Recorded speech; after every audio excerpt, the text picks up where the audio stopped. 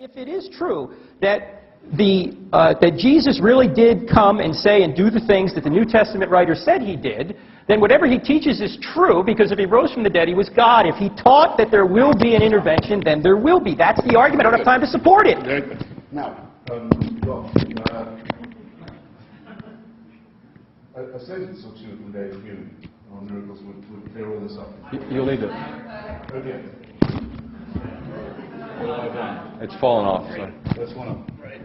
A sentence or two from David Hume would correct what you said. A miracle is defined not as a part of the natural order, but as a suspension of the natural order. No, an intervention. You can't say of the Big Bang, which is the foundation of the natural order, that it's a suspension of what it starts. You may not do that. However, if you meet someone in the street who you yesterday saw executed, you can say either that an extraordinary miracle has occurred or that you are under a very grave misapprehension. And David Hume's logic on this, I think, is quite irrefutable. He says, what is more likely, that the laws of nature have been suspended in your favor and in a way that you approve, or that you've made a mistake?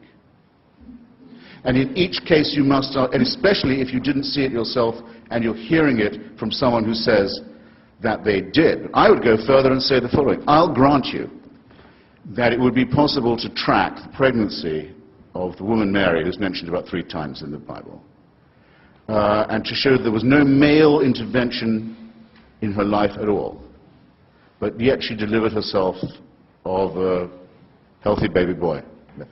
I can say, I don't say that's impossible. Parthenogenesis is not completely unthinkable, but it does not prove that his paternity is divine. And it wouldn't prove that any of his moral teachings were thereby correct.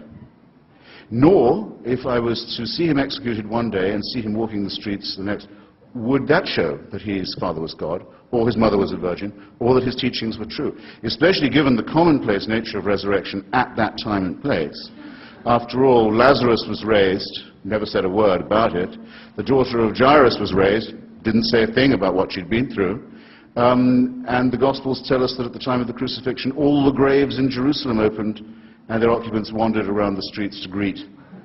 So it seems the resurrection was something of a banality at the time. Not all of those people clearly were divinely conceived.